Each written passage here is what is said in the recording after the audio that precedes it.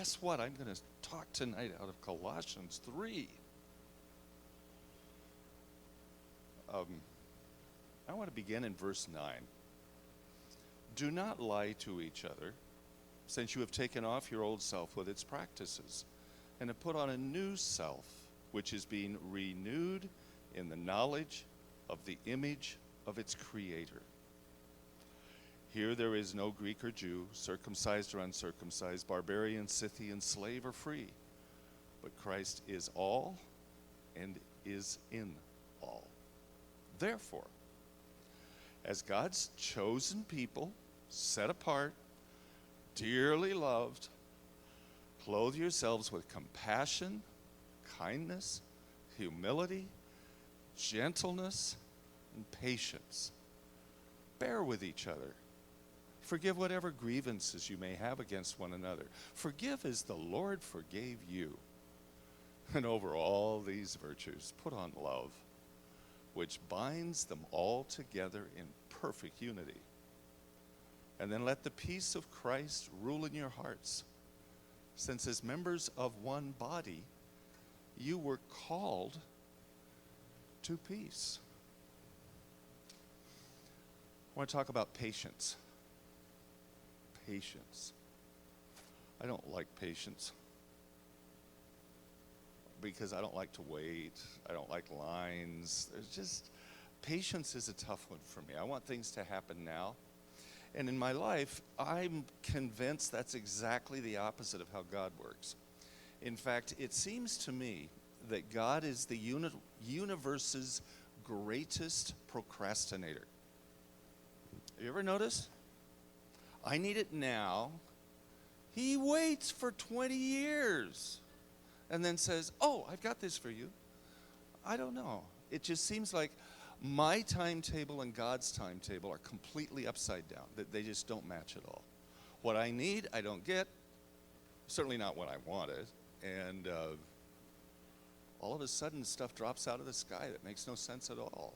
It doesn't fit my timetable, but it must fit his. And one of his characteristics, and something that the devil wants us to forget and ignore, is patience. Parents learn that from raising teenagers. One of the nicest things that happens in the world is that teenagers become old and have their own teenagers and learn about that experience. Yeah, I think that's fair. Why hasn't the second coming occurred yet? Remember, Jesus looked at the disciples and said, "Now these things will happen. You will know these." And how soon, Lord? How soon? When? And they kept asking that question many times in Scripture. It's, when will this happen, Lord? It's as if they must be human. When? Remember Christmas? When you were young? When? I remember waiting one night, the 24th, Christmas Eve, behind a door, waiting to see Santa come through the chimney. I went sound asleep somewhere in the middle of the night and missed him. Patience. In my short life, I'm impatient. I don't want things to come later. I want them now. Please. And yet when God says, I want you to be like me, I want you to put on the clothes I wear, he talks again about patience. Wait. It'll come. Patient. Be patient. Don't rush. Matthew chapter 24. There's a fascinating verse that I use often. It's Matthew 24 and verse 22.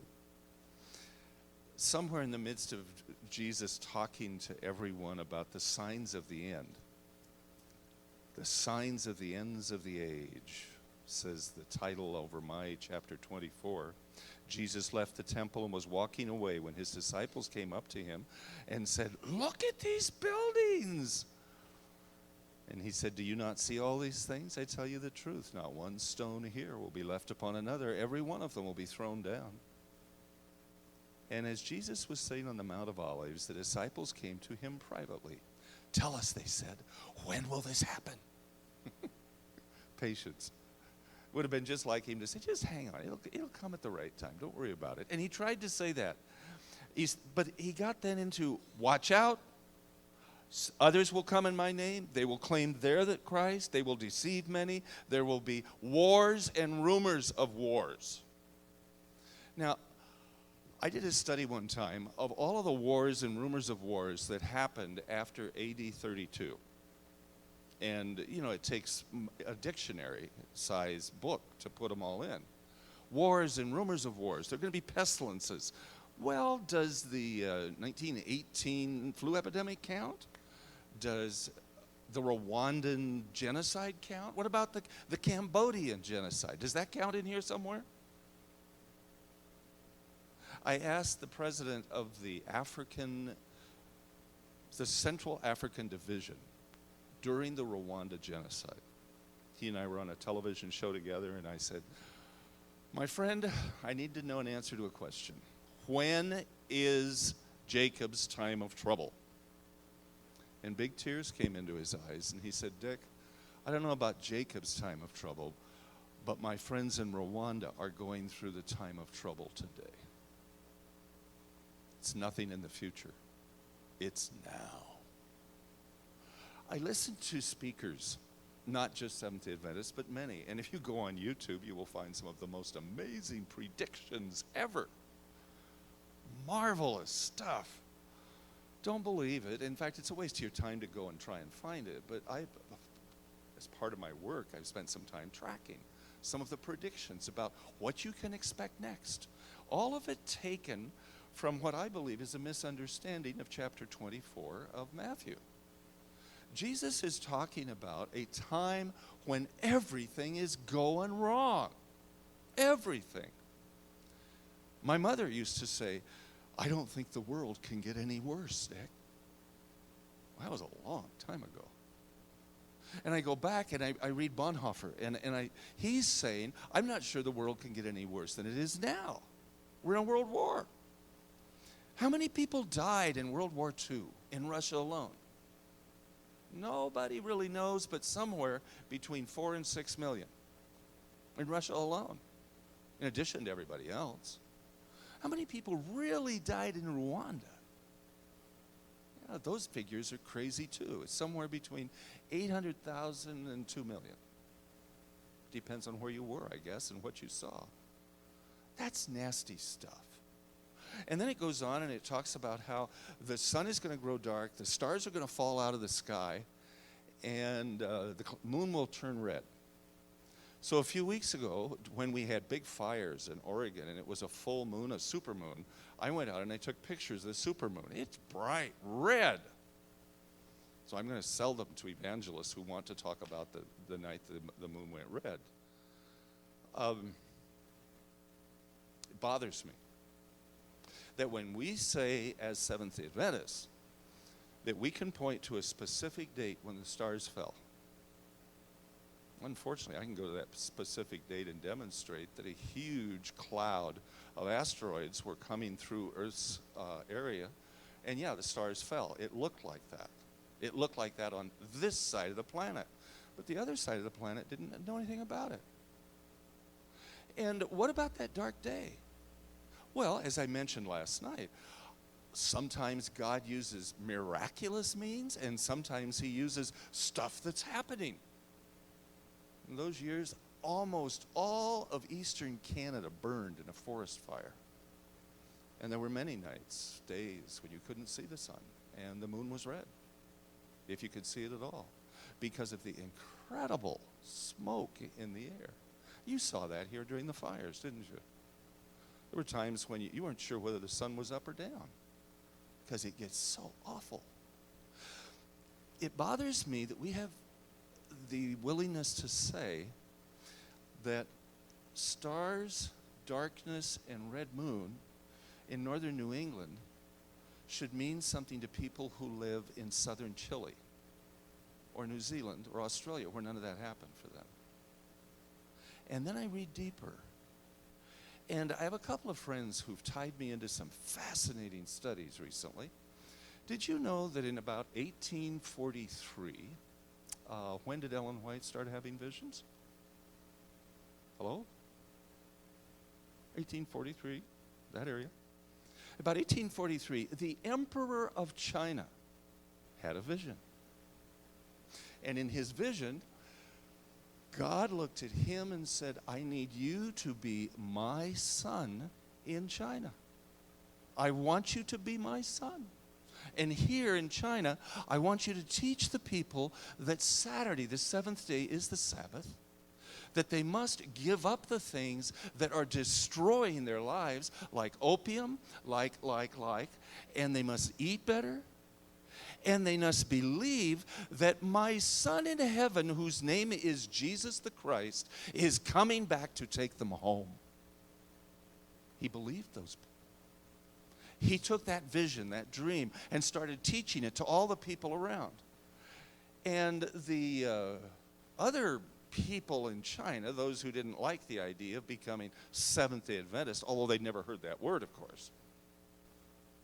And they didn't know anything about Ellen White. They didn't know about anything except what was going on in China. Well, the British quickly figured out that if this emperor continued as emperor, they were going to lose a huge amount of money because the opium trade would go away out of China.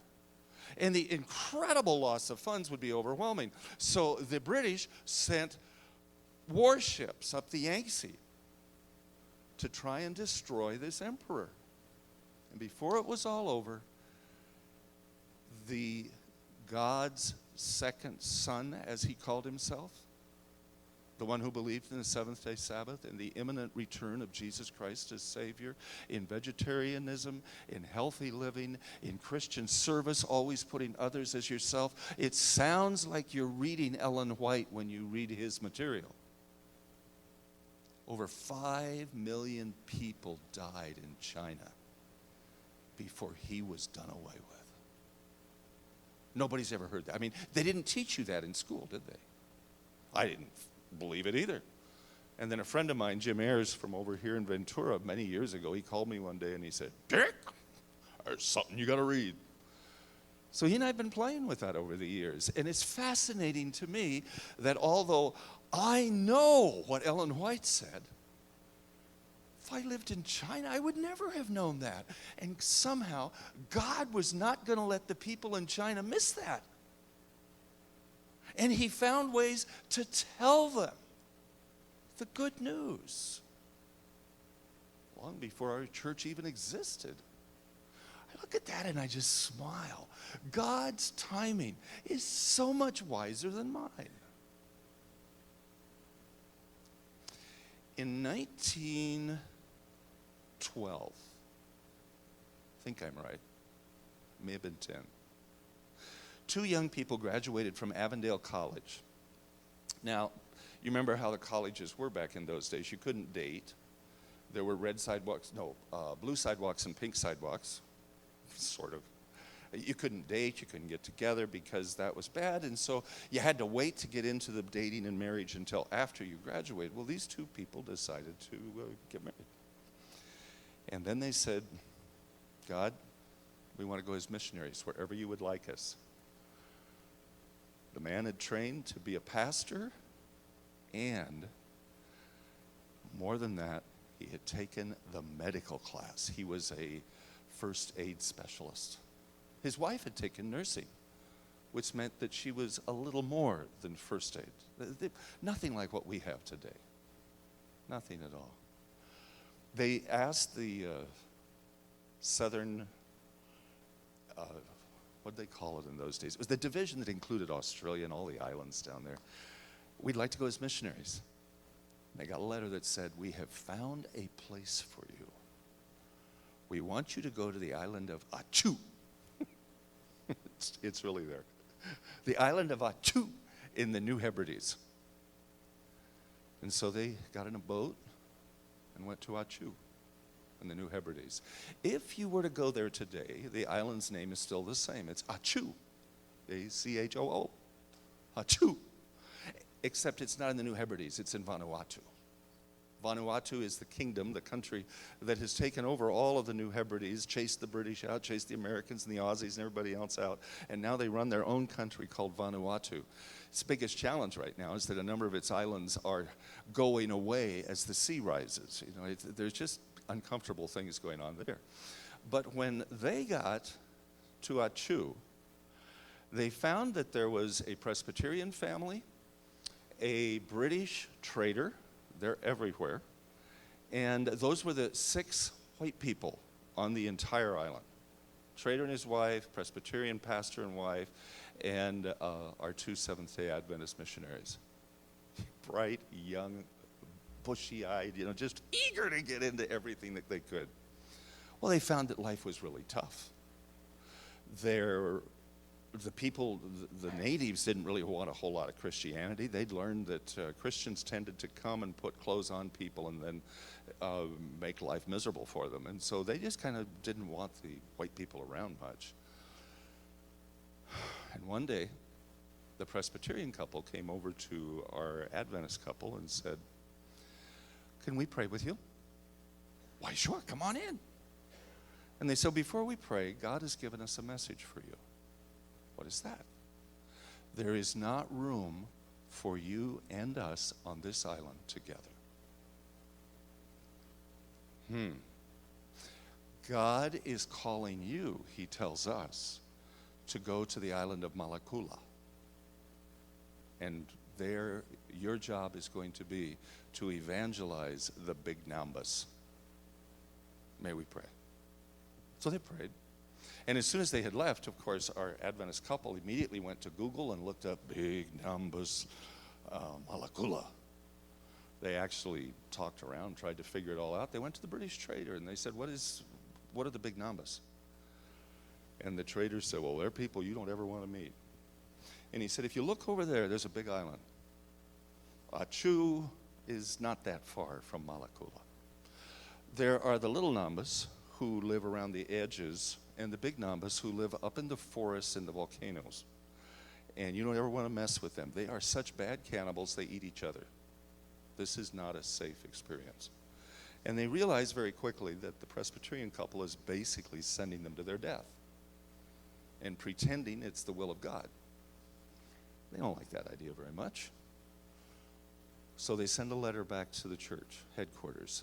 "This is what we have been told, that we are to go to the Big Nambas on Malakula. What do you think God is asking us to do?" Well, it took several weeks because it's a long ways from Sydney.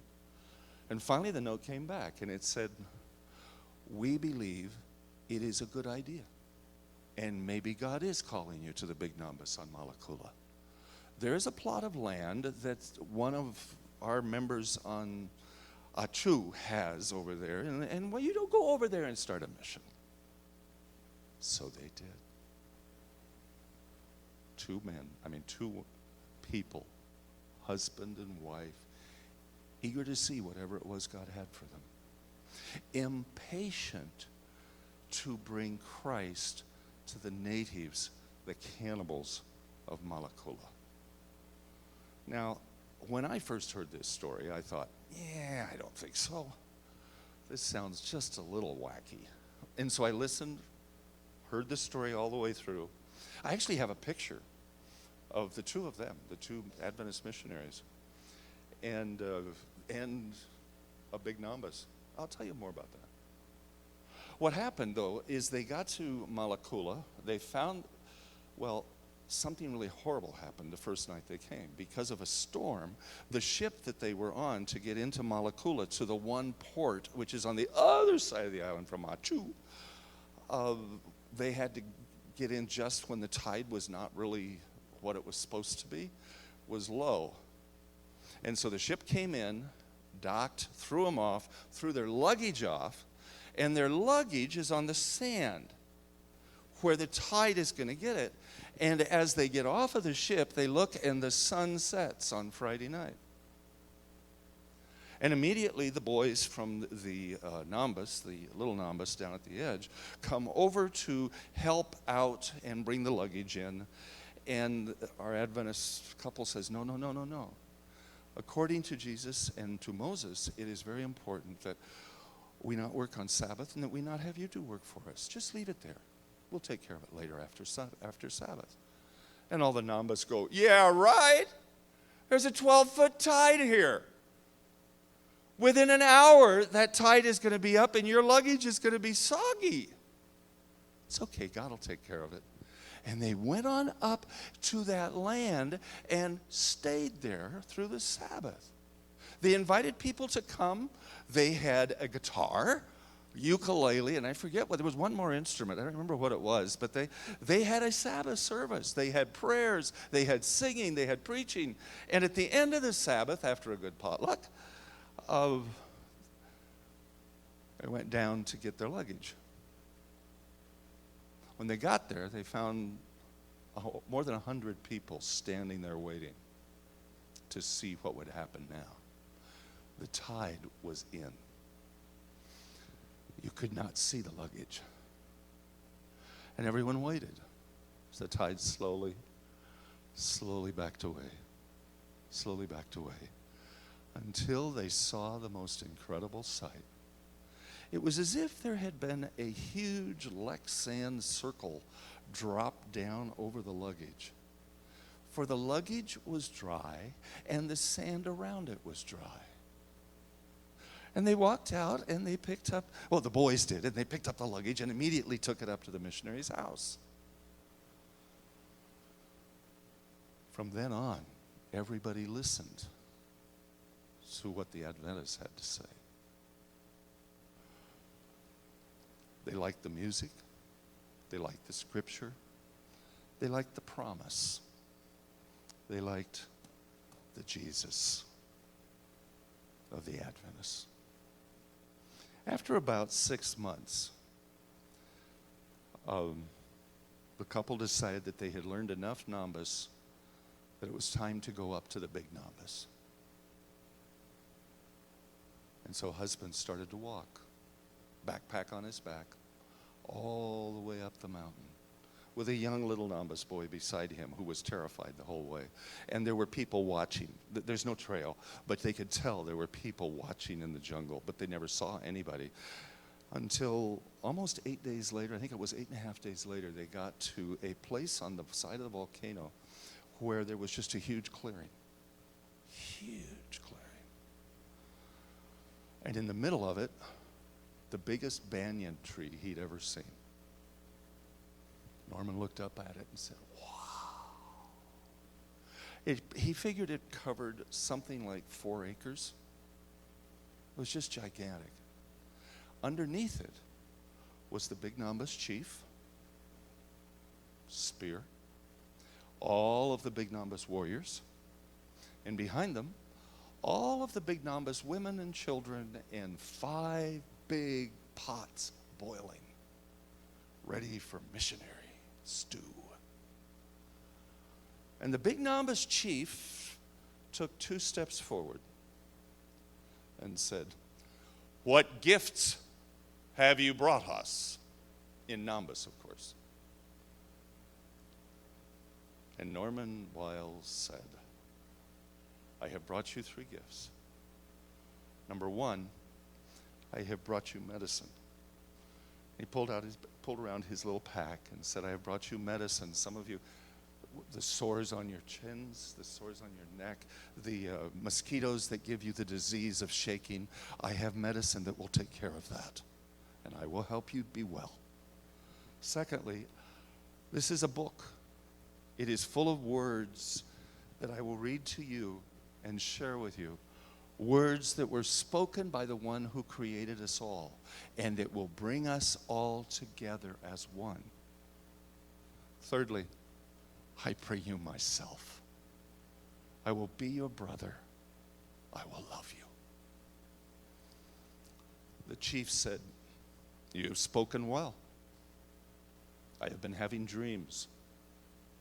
In my dreams, a tall man with dead skin comes from the forest." He brings 3 gifts: medicine, words, and himself. You must be that man. I welcome you in the name of the Great Spirit. You are now my brother. And with that, Norman Wiles was welcomed into the family of the Big Nambas on top of the mountain. The cannibals who ate each other, not just their enemies. After a week or so, he went back down and brought Alma up. They used up their medicine far faster than they would like. They had more shipped in, and they used it. And in the process, they began to learn enough of the Big Namba language that they were able to put a few words down. And they, with John 3:16 and with the 10 Commandments and with the Beatitudes, they started to teach what Jesus is all about.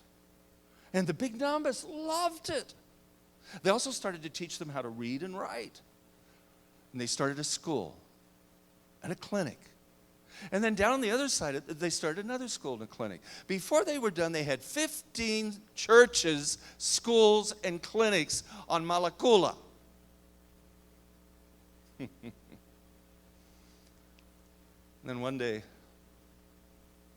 Norman had a terrible time with malaria. He got it 4 or 5 times. Once they even went clear back to Brisbane to recuperate a little bit so they could come back and work again. And one day the chief and 4 of his strongest men came down, and they brought Norman and gave him to Alma and said, I'm really sorry, but he's really sick. You have the medicine. We have used up all of our medicine in the mountain. Take care of it. And Norman Wiles died in Alma Wiles' arms that night because she'd used all the medicine on the Big Namba.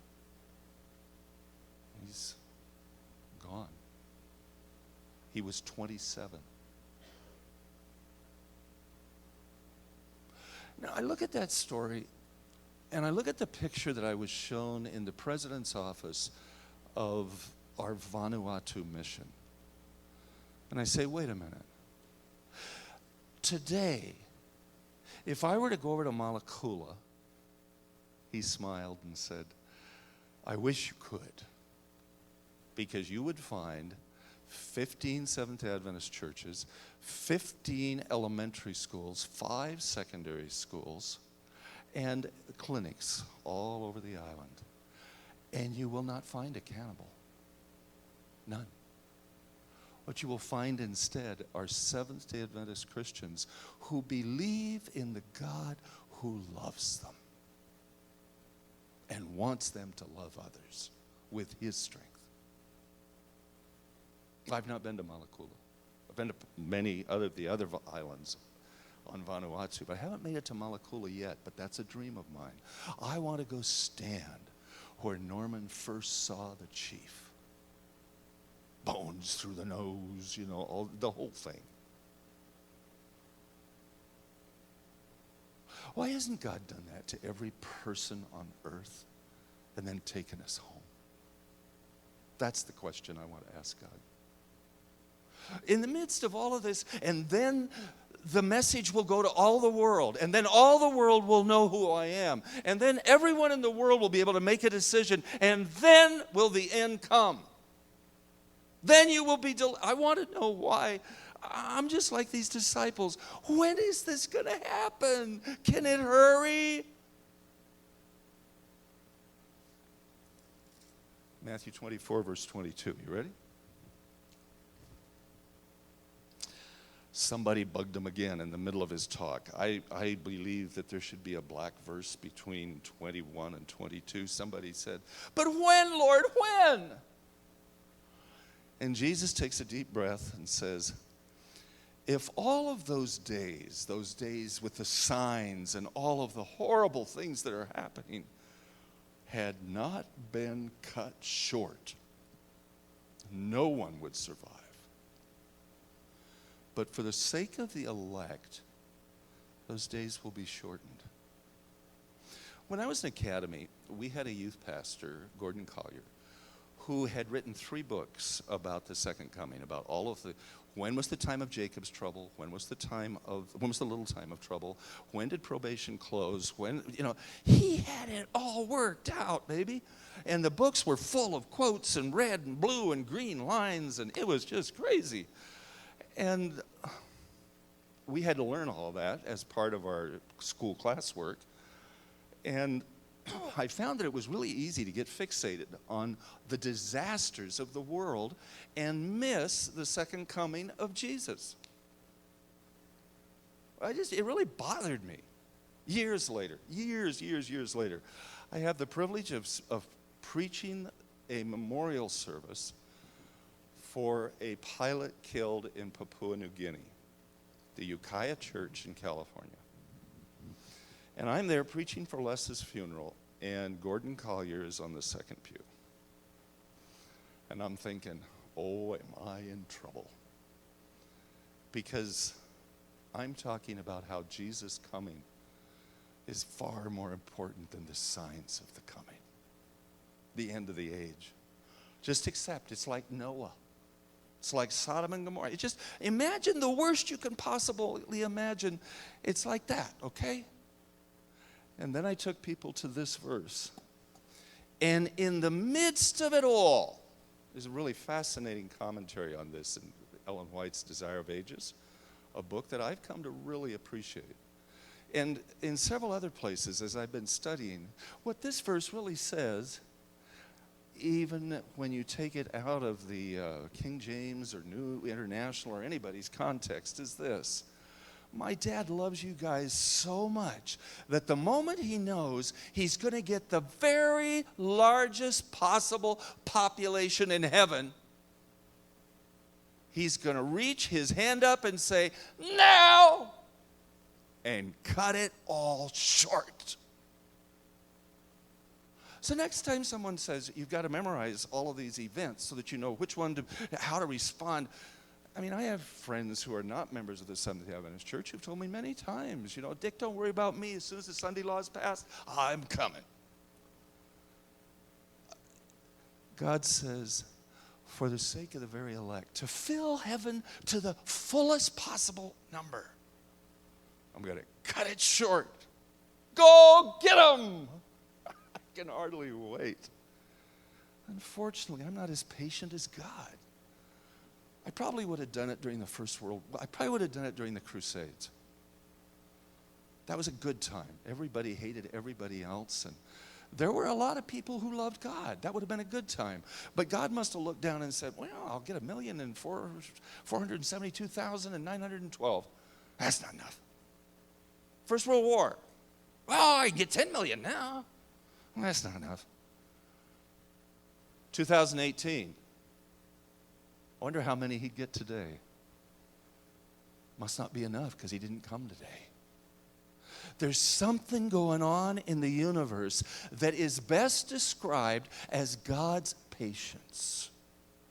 He's got the rooms ready, but he's waiting for the moment when all of them will be filled. Now, I wish it were right now.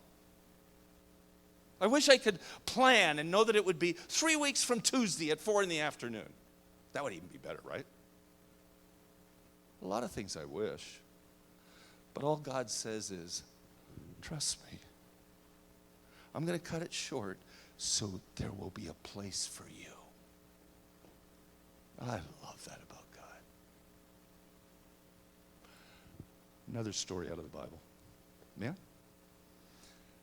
Exodus chapter 2. Moses is born. You remember the story. Moses is born. He gets put in the little willow basket. He goes floating down the Nile. The daughter of the queen sees him, and Moses becomes the guy who's going to be trained to be the next Pharaoh. If you study the time frame of those years, you will discover that those are the years, the 40 years, when Moses was actually in the palace, being trained to take over as Pharaoh. When his adopted grandpa died, That's when Egypt took Ethiopia, Libya, and that whole part of the African continent with their armies. It's very likely that General Moses was at the head of those armies. This is a guy, what would they have taught? What would they have taught him? You're going to be the next Pharaoh.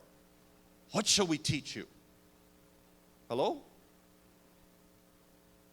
English, right? Diagramming sentences. Probably Egyptian diagramming sentences, however they do that. Hieroglyphics. How to do hieroglyphics. And what else? Military maneuvers, that's right. He was probably the best trained special forces soldier in the world. He was the general for all of Egypt's armies. This is not any old guy. Come on. Horsemanship, archery, spear throwing. Anything else? Economics,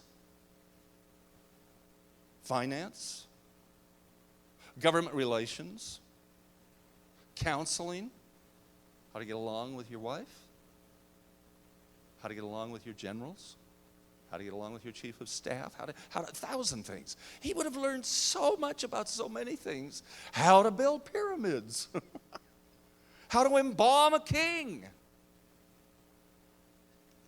Moses had to learn everything Egypt knew. Astronomy and astrology. Astronomy, the Egyptians, if you go back and study, they knew so much about the stars. They could predict anything, and they knew exactly where everything was going to be when and why. They had no question the world was not flat. They knew it was round because they knew how things worked. Moses learned all of that. And then at the age of 40, he's out one day and he sees a couple of Egyptian foremen whacking on a Hebrew, and he kills one of them, buries him in the sand, and prays nobody will ever notice. A couple of days later, he sees a couple of Hebrews arguing with each other, and he says, "Guys, are you going to kill us like you killed the Egyptian?" Uh-oh. And brilliant Moses, who knew everything about everything, realizes how stupid he was. He has just done something that is going to destroy any ability for him to be, not just be Pharaoh, but to even be alive. And so he takes his finest Arabian steed, tells his secret police to go back and get something out of the palace, and Moses disappears from Egypt. We don't know where he went or how. Did he go south and then go north? Did he go straight north across the Nile? We don't know. We do have this little bit of insight. During the time Moses was general down there, Egypt was very active south of the Nile and on the southern part of the Mediterranean. There is no indication they did anything in the Negev or the Sinai, north of the Nile. Chances are that's where he went. And as soon as he got across, he begins living as the stealth soldier he had been trained to be.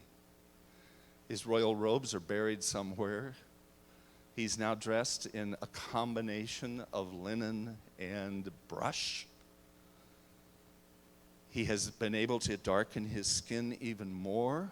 And when he's close to rocks that are light, he takes the dust from them, rubs them on his skin to where he can blend in anywhere and be totally invisible. He has his weapons with him: bow, arrow, spear, sword, and a small device that is flat steel that he can spin and throw that's like a Japanese triangle. He finds himself by a wadi, a place where the trees grow tall and the water comes sweet out of the ground. But he doesn't go to the water. No. That's a good way to get yourself killed out here. The Amorites live out here, and they are blood-hungry, nasty people. And so he just blends into the rocks most of the day. He's learned to be thirsty and not worry. But when he's finally completed everything in his canteen, that water's looking mighty tempting. About then he hears the sound of sheep. Coming around from the north are a group of shepherds sheep, goats, and a couple camels plodding in. The sheep begin to charge toward the water, and the women, before he quickly realizes those are not male shepherds, those are female shepherds, and they run and they grab the buckets that are there, the pails that are there in the water, beside the water, and they begin filling 2 channels so that the sheep and the goats can drink at different spots, and then they take one over and set it in front of the camels. And as they're busy, Moses finally says, they're safe here. And he moves. The minute he moves, the shepherd in charge shouts a command and everything stops. All the shepherds look, and there on the side of the hill is a man who has suddenly just shown himself. He raises his hands high, drops his weapons, comes closer, finally convinces them he's okay, picks his weapons back up, takes them, sets them down next to the water, and begins pouring water into the ditches for them. They begin a conversation. He doesn't know their language, they don't know his, but sign language works everywhere. And as they're working on it, all of a sudden Moses hears a strange sound. He looks up, and on the side of Mount Sinai, for that's where he is, he sees a band of Amorites. Their bows are drawn, and the shepherds are going to be dead. Except it's Moses, the general of all the Egyptian armies. Fastest draw in dodge. And in a moment, the Amorites are dead, and the shepherds have taken their sheep, their goats, and the floppy-eared camels, and they are running as fast as they can run straight east.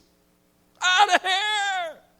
They don't want anything to do with anything they saw. They don't trust the guy who was there. They don't trust the Amorites, and now the Amorites are dead, and Daddy!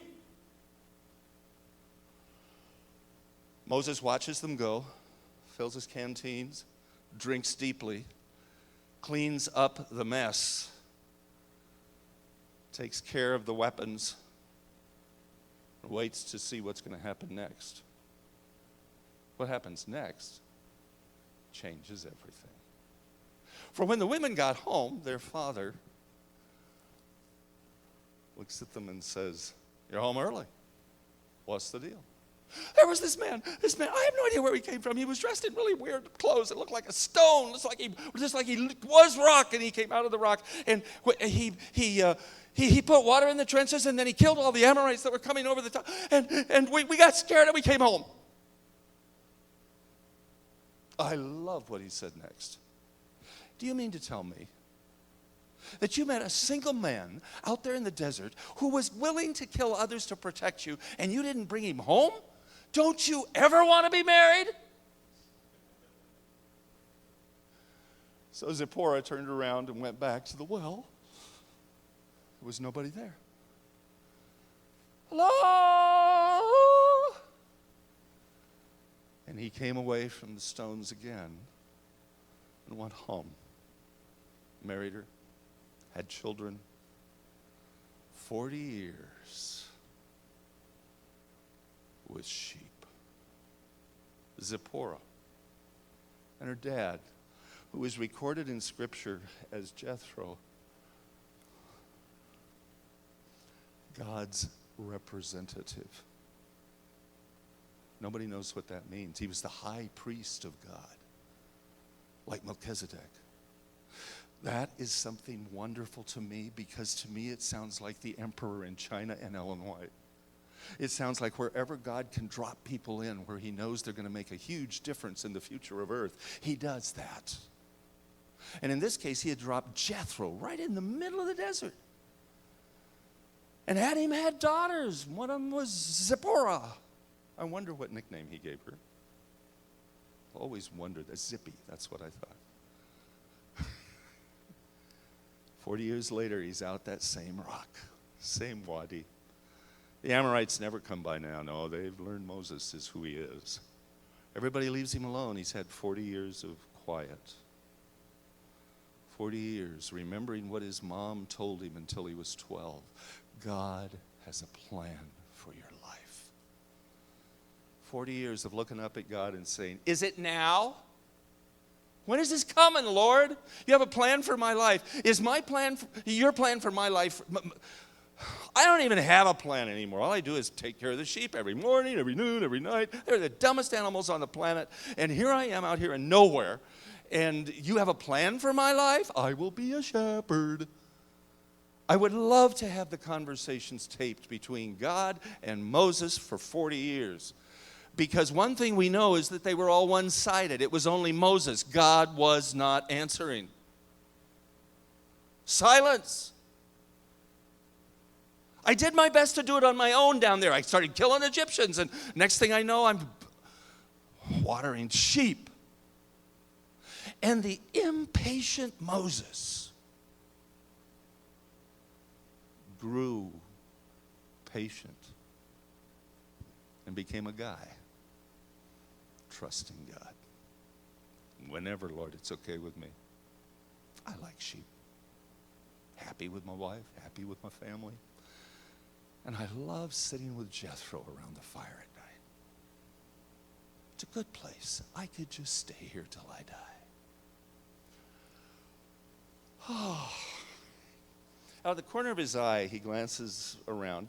When you're a shepherd, you always know everything that's going on around you. Everything.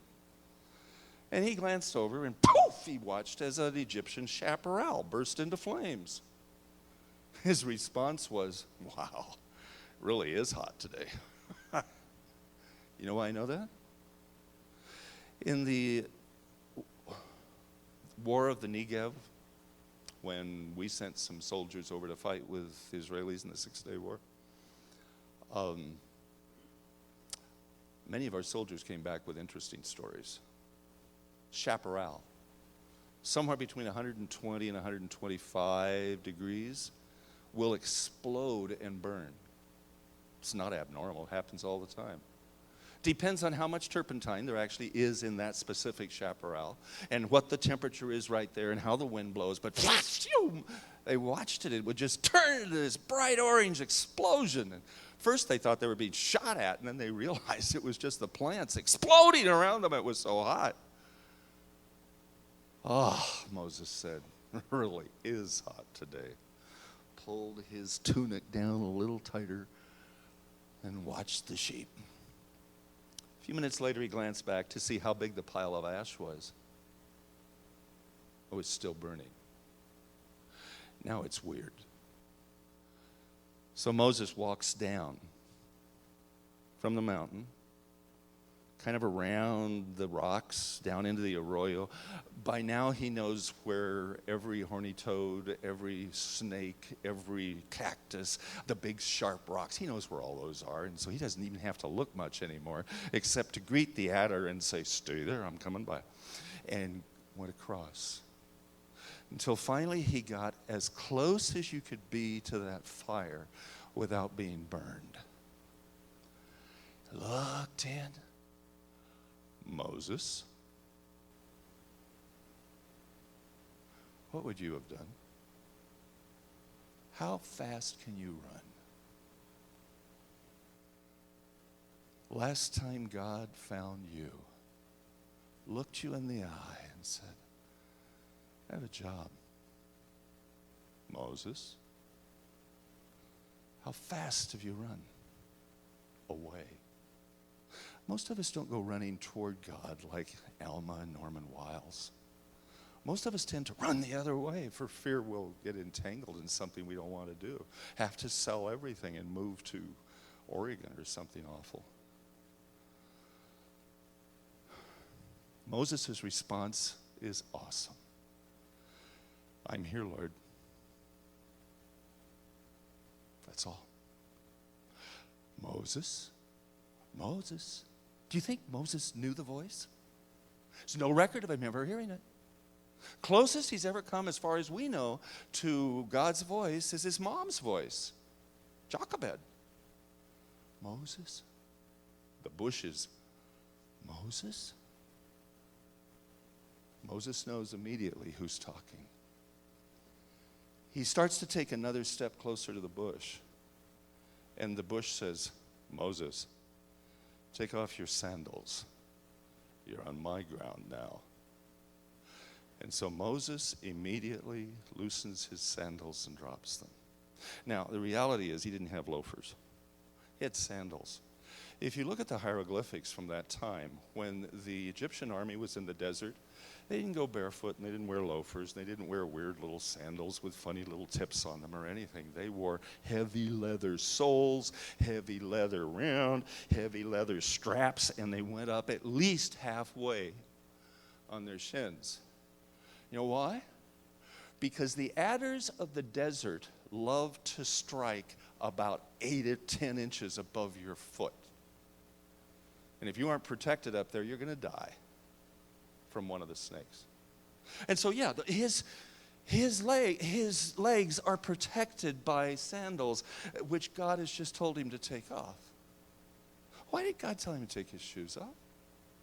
Did God not want dirt in his temple of burning creosote? What's the deal? I go around the world, and in most countries, I find a pile of shoes in front of the door of every church. Because of that verse, God doesn't want your shoes on in his temple. I don't think it had anything to do with shoes. Why did Moses wear shoes? Hello? Why did Moses wear shoes? Protection. From what? Snakes, sharp stones, what? Hot sand. Man, it could get hot. And so those shoes have one purpose and one purpose only: to protect Moses from bad stuff. It's going to hurt him. And God's first comment to him is, take off your protection. You're on my land now. You don't need it when you're with me. Then they began to argue, of course, and you can read all of that and get it yourself. I'm not going to go into that right now. My point is, God waited 80 years to teach Moses the most important lesson of his life. If you protect yourself and trust yourself to your salvation, you will be lost. But the closer you get to me is the safest place on earth. The closer you get to me, the more you become dependent on me instead of yourself. It's taken me 80 years to teach you that, Moses. I know. I'm still afraid. I don't want to go to, you're not going to send me to Egypt, are you? Yeah, I am. I don't want to go to Egypt. I forgot all the language. I've asked Aaron to come. He can still speak Egyptian. Oh, no. I don't want to, I just stutter. It's okay. He'll talk for you. But I'm afraid. That's good. Fear is not bad. Moses, take that stick that you have. Throw it down in the sand. No, not only do you want me to get rid of my protection on my feet, now you want me to get rid of the stick that I used to pick up snakes. Moses, okay. By the way, the argument between Moses and God takes about 20 minutes just in reading and trying to figure out what was going on. And as soon as he throws it down, it becomes a giant, poisonous, awful snake. And Moses jumps back as far as he can go, almost burns his rear end off in the bush, and then stands and says, you can hear God just saying, you're safe here. This is my ground. And then God says, pick it up now. Are you kidding? I'm not sure I have I've learned a lot of things in my life, Lord, but I've not really ever been good at picking deadly snakes up by the tail and living. Pick it up. And so even though it made no sense, in the power of his new godly protection, Moses picks up the snake. Instantly, the snake becomes his rod again. And Moses, oh, whew, how'd you do that? Don't worry, you'll need that again sometime. Oh, Lord, I really don't want to go to Egypt. Moses? Yes, Lord. Put your hand in your coat. And he said, you mean like Napoleon? Puts his hand in his coat. Now take it out. Take it out. Oh, leprosy, Lord. That is the one thing I don't know that I can handle. I saw one man with leprosy one time, and Jethro couldn't even heal him. This is the most. Moses, yes, Lord. Put it back in. Oh, what's going to happen now? I can't believe this. Oh, take it out. Oh, Lord, it's clean again. Oh, Lord, thank you. That's right. You can trust me. Now let's go. Aaron's just down the road. I need you to go home. Get your kit together. And we're on our way to Egypt.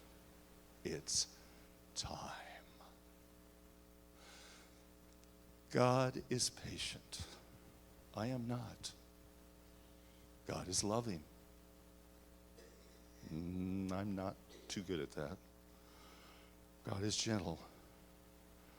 God is humble. All the rest of those. But most of all, in his patience, God is persistent. For God doesn't let us live without purpose. There is a plan for your life. He'll find you, even if it takes a fire. Lord, teach us your patience. Amen.